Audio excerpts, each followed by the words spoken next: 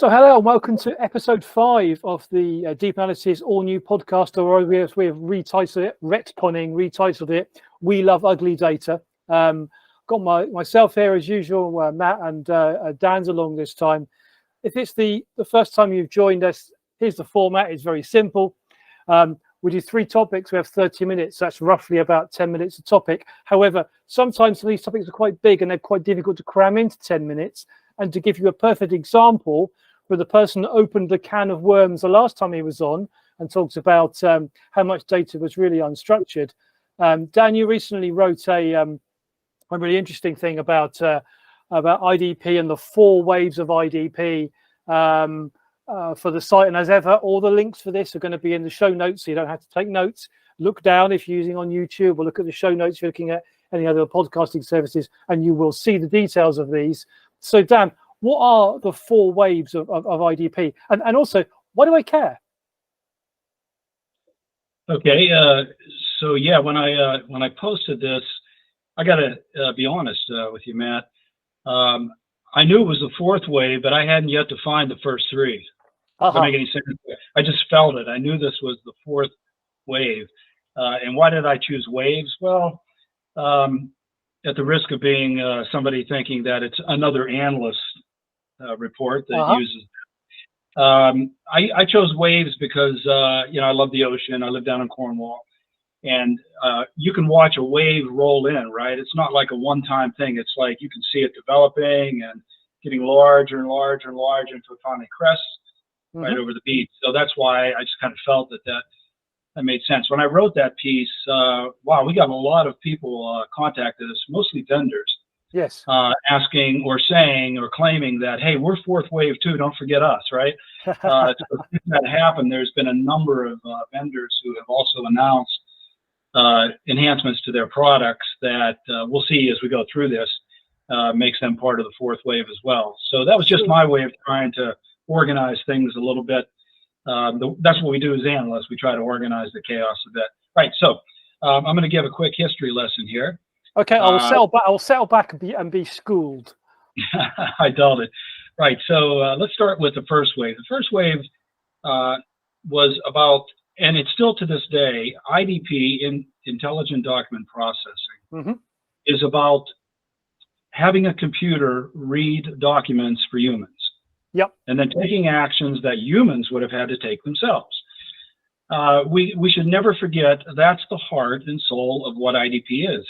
And it really started around 1969, 1970, when the famous futurist and inventor Ray Kurzweil, he invented optical character recognition software, OCR. Now, he did that because he wanted to teach computers how to read documents for blind people. Right. It was a wonderful altruistic motive. It wasn't a profit motive at all when Ray did this. It's a great story about that. So he started on the software, but then he realized there was no hardware. There was no scanner, document scanner back then. And so Ray invented the charge coupled device, the CCD, which is that little light inside every scanner today that lights up and then it goes and it does a scan, right? So Ray invented the software, and then he also invented the hardware.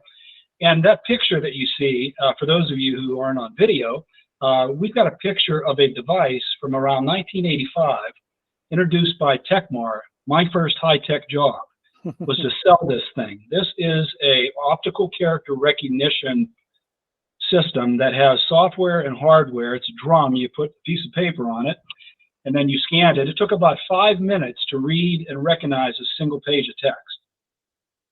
And then it would take another 5 minutes for the human being to correct all the mistakes that it made, because we were really early in the game. And let's not be too harsh on this machine, because we only had 64K RAM and an 8886 processor, Matt, at the time.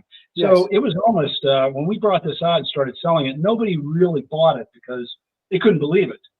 It was just way ahead of its time in terms of this concept that a computer could actually read for us. And obviously it had a long way to go. But the first wave lasted, I'd say, for probably about 20 years, where we were just learning how to do OCR off of a page, full page OCR, and then deal with the text. So let's go to the second wave. The second wave happened around, I'd say, I'm going to mess around with the numbers here a little bit, but let's say the late 80s, that'd probably be a good time to say it. Early 90s, the first software that could recognize data in a highly structured form. Right. And I just threw some examples up there. These are mostly healthcare forms, medical forms. And you can see that those are classic, where you had to make sure you filled in the information extremely. You couldn't write over the box line. You had to keep it in there. And there were a number of companies that came out around that time that had software that was able to start reading the data, but the forms had to be literally perfect. If there was any variation, you had to create a whole new solution basically to do that. Some of the early second wave pioneers were Kofax, Palmer, Web Systems, which became Captiva, which is now owned by OpenText, DataCap, which is now part of IBM, Abby has been around. Actually, I would argue Abby's the first wave because they were one of the first OCR engines, commercial OCR engines. So they're probably more first wave. Knowledge Lake came out in the second wave, TCG Process. Cardiff, who's no longer around, was a big company back then. There were also, in the second wave, very early attempts to read semi-structured documents like invoices or tax forms, but this required a template for every single variation. So in this second wave, it was very, very difficult, Matt, to achieve more than, I'd say, 50% straight through processing. You could, if you really threw a lot of time and money at it, maybe get, and if it was the same form over and over again. But so even this use case around forms and templates, I mean, it's still a current use case. What's changed is the underlying technology and the accuracy, right? Yeah. One of the interesting things about this, I'm trying to figure out how to visualize this. The first, second, and third waves, everything builds on top of each other. It's not like one went away and then it completely got replaced. Because vendors like Abby is now bringing out a fourth wave product on top of its first, second, and third, right? Right. So you're absolutely right. People are still doing this stuff. All right, so now we get to the third wave. This is where things really start to pick up, because the third wave began around 2011 with the availability of new AI machine learning and deep learning algorithms, and developers and data scientists were really starting to get into this.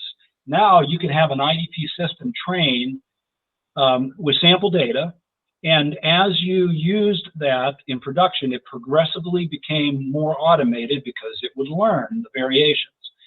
The other thing that happened around 2011 was there were new computer vision models that came out based on deep learning. And that meant that IDP could now classify a document based on an image or a symbol on the page, as opposed to before you had to do a full page OCR of the text and then try to figure out, is that an invoice? Is that a purchase order? Is that a contract? Is it a MSA? Whatever the classification is. Now you could just do it with a symbol or a logo or any image that was on it. You could train to do that. So that was also very, very important at that time. So when we go on to the fourth wave, obviously we talked a little bit before last time we were on about how transformer models made things much faster and open the technology out to more people.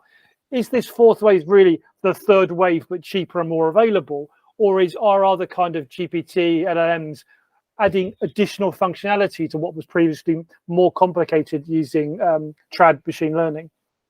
Yeah, so the reason why I made this the fourth wave and not like the third wave plus is very simply the launch of GPT back in November 2022. For better or for worse, and we have very strong opinions about this as analysts, mostly for worse, right? But for better or for worse, ChatGPT put the power of generative AI into the hands of any computer user in the world who wanted to try it. Right. And that's why I saw this change. Here's what happened. Suddenly, business people like me and you, we discovered that GPT and other foundational LLMs, like, for example, I'm using Google Bard now, they could classify a document by type, read the text with high accuracy, extract data fields, and then write a really good summary of the document with zero training. Yeah. And, you know, I've experimented with this when it first came out back in December and January, and I was blown away by how well it worked. I expected it wasn't going to work out of the box, but it worked very, very well. So that's, at that point in time, I just knew that something really huge had just happened. We had just entered a time frame where for an IDP app, you would no longer need templates. You would no longer need classification models. You would no longer need coding or regular expression sort of languages to try to do the things that it was doing right out of the box. What it does is known in AI circles as zero-shot learning. Where the AI model doesn't have to see the document first and train on it. It sort of figures out what it is on the fly. And a lot of us think that's like the aha moment, right? Now, I put a caveat next to that fourth wave beginning in November 2022, Matt, and here's the reason why, okay? The fourth wave actually began in August 2017 when Google published its seminal Transformer paper. Yes. Right? And at the time, many of the third wave companies, companies like Hyperscience, Instabase, Eigen, Indico, others, Microsoft, they were testing GPT at the time. Right after that paper came out, they started to build their own systems with transformers. They started to play around with their own LLMs, building, not the same scale, but they were building LLMs. So this had been going on for 5 years before Chat GPT, but that was the time that really put it into the public imagination. And as a result, here's what happened, right? Every IDP company, and I've talked to over 100 of them since this happened, they were inundated with questions, overwhelmed from employees, customers, investors, board members, and yes, analysts like us. What are you going to do with GPT? And when will you do it? Yes. And this has overwhelmed their product roadmaps, everybody we talk to. Even if it's not going to change everything, I think we can agree that it's a disruption. So that's why I called it the fourth wave. All right? That's quick history. Quick history, and we're almost out of time. Just one thing I guess is worth coming back to is that what we've seen throughout this is those waves are probably shortening by a factor of 3 to 5 times each time they iterate. And if the fourth wave is this year, we should be hitting the fifth wave by what, November? Yeah, isn't that the tsunami thing where the frequency... Maybe. They get closer together, right? Well, I think something that, I mean, you know, you're right in, and as I'm neatly segueing into topic 2 here, is the disruption that it's caused to people's roadmaps, the disruption that it's caused to people's product rollout, their prioritization, and therefore, you know, how software companies do their sales enablement, for argument's sake, those huge tasks to get their sales force up and running on new products has been a huge disruption. So the result is lots of things have been announced, lots of intent has been made, and in the background, a lot of scrabbling, a lot of natural scrabbling is happening to try and work out what does this mean, how does that, what are the effects of that, how are customers going to be able to adopt that? And I thought I'd just pull out one little trend here, which is a little bit about LLMs, but also a little bit about the process of grounding, and a little bit about the idea of data residency and availability zones. Now, none of these areas I would say that I'm an expert in, but however, they are all kind of important. And let me kind of explain why they are. And I'm going to bring up a diagram that if you're looking at this on video, you can see, but if you can't, let me describe it to you. It's a little high-level schematic, in this case from Microsoft, on how Copilot works. And I'm not singling out Microsoft, I've got another one to use just a little bit after that. But it gives you an idea of the high level in which they're selling this. So Copilot is their kind of chat front end onto their version of OpenAI's LLMs, their GPT. And it's using a process that they're referring to as grounding, which is not their term. It's something that's been around in AI for a long time, which is saying when you make a request to an LLM, you'll be able to take data, in this case from the Microsoft ID graph, you'll be able to mold that together. We will then send your prompt, the thing you asked for, with added data from your graphs and all the other things from your business that we look after, and we're going to send that to the LLM. It will come back and it'll give an answer, not just based on what you're told us, but also the context that you have as an organization. So what that grounding does is say, we're going to go and find all the stuff that's hidden away and all the stuff that we manage on your behalf, and we're going to add that in. And if we look at another example of what Salesforce is suggesting, it's a similar schematic. It's more detailed, this one. Probably because it's slightly more recent. I think the Microsoft one maybe was from April. This one was from May. That's how quickly these things are iterating. And again, it's getting more and more complex as we go along, isn't it? It's getting more complex. And I want to point out one of the reasons why it is complex. Again, I'm not picking out Salesforce or Microsoft, but the moment you start to take first-party information, so in Microsoft's case, from their graph, from Salesforce's case, within their data cloud, which basically aggregates together data from the various cloud applications, and saying, hey, we're going to take that information and we're going to send it to a third party, you've got a data exposure problem. Now, let's mitigate this a little bit. Microsoft, of course, are looking at an Azure-hosted version of OpenAI. So that exists effectively within your same walled garden. What Salesforce are doing are putting in what they're calling the Einstein trust layer, which allows to do some kind of anonymization, to do some removal, and the external models that they're using have a contractual obligation not to retain any of the query information. So this moving target means, even though in order to make this work really well, you're going to use your own data to help ground the prompts, the queries to it, we're not going to allow any of those models to see anything you don't want to see them. And also, we're going to do a kind of memory wipe on them the second they have. So they effectively, in technical terms, they're going to be stateless, if you like. They're not going to remember any of those things. Now, this all sounds great, but if you already said my head hurts, you're right, your head should hurt. And secondarily, this moving target creates some issues for you to think about. They're not being issues that are being created by the vendors. The vendors actually are doing their level best to try and make sense of things. So how does this work for us in the first case with something like data residency? As everybody's moved to cloud applications, everybody started to think about, well, I need to start to offer people the ability, if they're in the UK, for their data to stay in the UK, or if they're in India, to stay in India, or in the US, to stay in the US. Or the second thing was to think about availability zones, which is, hey, I want to make sure my data stays within the EU because that's where my legislative base is. And I've spoken to customers, worked with customers in the past saying, we don't care if it's in the EU, we want to make sure it never goes to the US. And I'm sure there are US companies who say, hey, we don't mind if it's in the US or Canada, we never want it to go to the EU for all sorts of legal and commercial reasons. But as those models come on, and one of the things that's coming more common here is the idea of bring your own model. Either bring your own model you've developed, bring your own model from other partners. I'm thinking people like Google Vertex or Cohere or Anthropic. The pressure then goes, well, I'm going to use this third party, but how's that third party handling it? Are they subject to the same data availability, data residency rules that I am? Is that in the same availability zone?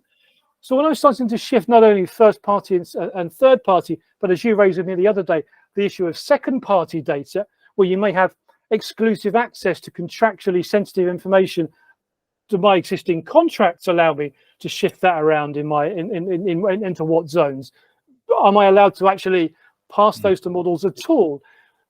I'm kind of glad that we don't get ourselves into the really complicated world of data infrastructure here, because this is really complicated, and even dipping our toes as we are into this right now, and I'm looking at this obviously from the research that I'm writing, this is obviously going to fall into your world too, Dan, because all of those things in that fourth wave, most of those people aren't developing their own first-party models, certainly in the short term. They're relying on third-party models they're working on with partners, or entirely third-party models. Are you seeing anything in your world that's related to this, or are people having the same kind of, we know we need to do something, we're drawing it out in architecture, a bit like we can see on the screen right now? What's the approach in an IDP world? Yeah, so as I was listening to you describe this, you and I come at these problems and let's call them opportunities from two different backgrounds. I come at it from a background as a product manager who worked for the vendors.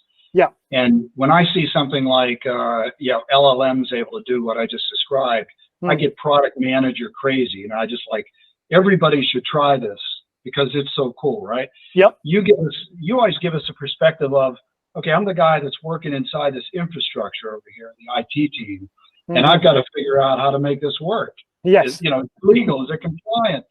And I think that our two views together are just showing right here that I'm talking about all these great magic features. You're showing how hard it's going to be to actually deploy those in any global company, any multinational company that crosses borders. It's going to take a long time and a lot of thought and a lot of money for that to happen. I think this is going to, there's going to be a whole new generation of consultants. Yes. Obviously, McKinsey's already written their paper, right? So McKinsey guys are all over the place saying, we got to come in and help you architect this, right? Yes. So you don't get in trouble. Yeah, and I think, you know, the number one takeaway again, and I wrote a paper a few weeks ago about this, where the response was, this is really interesting and really scary, but don't worry yet. You've got time to work this out. A lot of this stuff is coming, but it's not here yet. Similarly, if I look at Microsoft, for argument's sake, right now with their Azure-hosted OpenAI LLMs, they're only available in a very small number of Microsoft Azure data centers right now. So most customers cannot take advantage of it. I think it's in 1 or 2 of their US data centers, and that's it. Nothing in the EU, nothing in APAC. So it's going to take time for these things, even just the provisioning of this within those big cloud infrastructures to roll out. That's going to take time. And the reason it's going to take time is it's really complicated. And they're learning only slightly ahead of us, right? You know, it's always good to know 1% more than everybody else, but you've got to, but just staying that 1% ahead is a hard work for them. So this isn't designed to scare. This is designed, you know, a little bit just to give you an idea of these things are coming, these issues are coming up. These are the vendor plays we're seeing right now to try and ameliorate those kind of things. But it's something to keep an eye on. Architecturally, you know, you can probably hand it off to somebody, but you know it's an issue. But from a business point of view, particularly when you start looking cross-border, it's something you're going to need to keep an eye on. We're certainly going to be keeping an eye on it for you. Yeah, just one final thought on that. So I see the difference. Innovation often comes from scientists and developers and product managers sometimes too that find a different way to do something. Yeah. And that's where the innovation comes from. But when innovation meets technical debt in a corporate IT infrastructure, right, that's when everybody's got to kind of get on the same side, on the same team, and start rowing together, use that analogy, right, rather than, you know, rowing in different directions, because the innovation is useless without the implementation. Well, absolutely, and as we've also discussed as a team, you know, recently, significant numbers or significant amounts of corporate workloads are still on-prem. So even the concept of using these external models that may or may not be hosted in the right availability zones, that's so beyond where you are in terms of where your data load is managed and processed right now. That's way down the road. And in many ways, you know what? That's good, because you can incorporate that within the problem when you start to move those workloads, if you ever do. That means time's up. Time's up. And we're on to, you know, I don't think you've got all the worms back in the can last time from when we were talking about the 80% of unstructured data. You decided, and again, this is related to an analyst note that you published, and I will put the link to that inside the the show notes to this. So documents, content, files, records, semi-structured, unstructured, ugly data. Do these labels matter anymore? What are you doing? Why are you doing this to yourself, Dan? Do you like getting lots of notes on LinkedIn? Is that what this is about? Now go to the next slide, because that represents what we did. Yes. Yeah, we kicked the proverbial hornet's nest.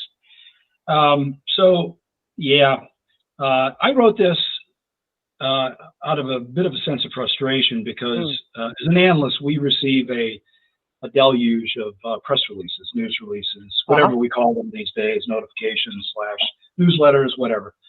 And while it's useful, because that feeds the machine, right, the analysis machine, it also can become a bit overwhelming, because what I noticed was happening in the IDP space specifically, Matt, this is where I'm referring to it, is that the vendors were using different terms to talk about the same things.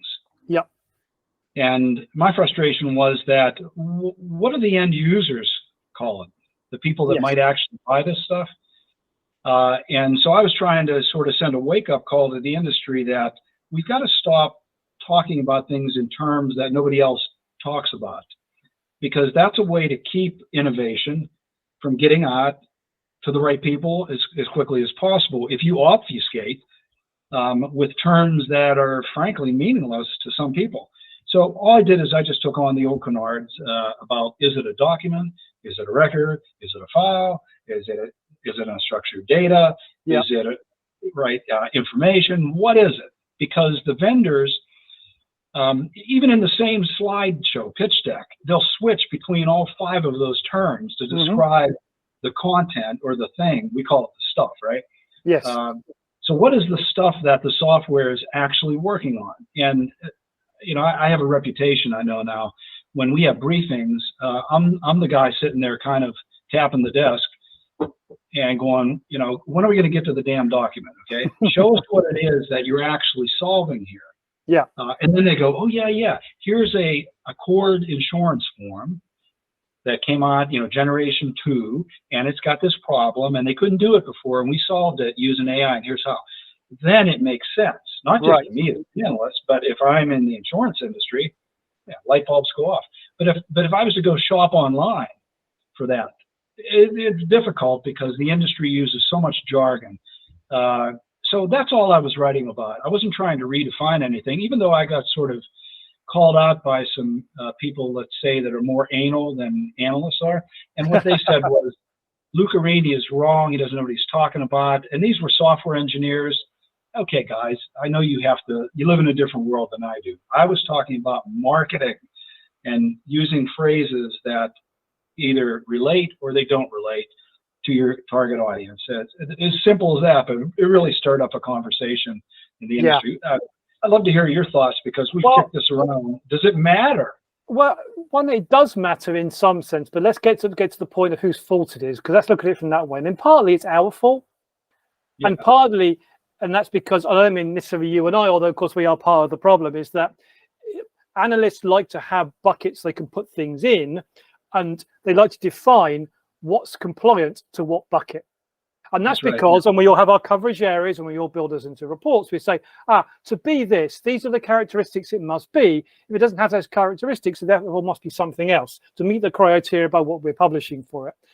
Vendors who want to make sure they fall into that bucket or into specific buckets, therefore make sure they can meet those criteria. And if we just say, rather than saying it's a stuff management system, which would be just fine to me, it has to be something more specific to that to meet those criteria. You then end on to the slightly second problem, which is people like to be compliant to the point when there's too much competition. And then they like to go, but we're not that, we're this. And that's why I look exactly the same, but there'll be a subtle difference. It'll be, no, we don't just do unstructured and structured. We also do semi-structured, to the point where, well, isn't everything semi-structured? Oh, no, but this is special in a certain way. So So you end up very much in that hammer and nails where, what is it? You can hit everything with a hammer. Oh, no, but this is something that's slightly different. Yeah, I'm laughing, Matt, because you just touched on something that inspired this dubious attempt at attacking labeling. And it was, there was a vendor who shall go unnamed that wanted to redefine themselves as different than all the other IDP vendors. And so instead of intelligent document processing, now it's intelligent data processing. Yeah. And they redid their website to talk about this. And that's an egregious example of, you got to find a better way to differentiate than that, please. And then when I talked to said vendor, within about 10 minutes, I was telling said vendor, this is what you really did that is different and unique. Talk about that. Well, it's too narrow. What if they're not using that form? Yeah. It doesn't matter. They'll look at it and say, I have one that's sort of like that, right? Yep. So that's all we're trying to say to vendors and analysts is, analysts, we can do our thing, forget us. But vendors, communicate, listen to what your customers say, listen to what they call things, and then come with something that works with the thing that they're working with. Don't make them conform to this sort of square box that we're trying to put everybody into. That's it. That's my rant. No, and you're right. And I think that where you're looking at it from a customer view forward, you sit down, you know the amount of money you need to spend or likely to spend to solve the problem you have is going to involve doing an RFX. Your RFX means you have to have a certain number of vendors. So you find an analyst 2 by 2 and go, well, who's in the top right-hand corner? Because these guys we know, these ones must be like them because they've got the same kind of title. Well, let's pull them into our RFX process too, because even though we don't want to run a beauty parade, our process says we have to legally. run this beauty parade, and they're all called the same thing, so they must all look in the same way. Now, you and I know that they don't, but what we got there is a perfect example of a self-fulfilling prophecy, where if we say something is what it is, then it must all work the same. Well, you told us they were, because they're all in the same publication called the same thing, so they must all be the same, right? Let me close out. Alan and I were kicking around changing IDP to unstructured data processing to widen it up. But then Alan, who's, of course, he's English as well. I think he's a Yorkshire man. He said, no, you can't call it UDP, because for everybody in England, that's going to have just a really bad memory. UDP. I don't know if that strikes a thing with you, but apparently it has something to do with Ulster. That's all I know. Well, I think, wasn't it not UDR or UDA rather than UDP? But still, that's the danger of there's only a certain number of three-letter acronyms. My mathematics isn't good enough to tell you how many there are, but they're pretty much all being used. Yeah. But one final thing. I know we got to run, but yes. Does it matter anymore? Well, it doesn't to AI, because the LLMs don't care if it's unstructured, semi-structured, right? You get what I'm saying? Content, data, no. That doesn't matter at all to the models anymore.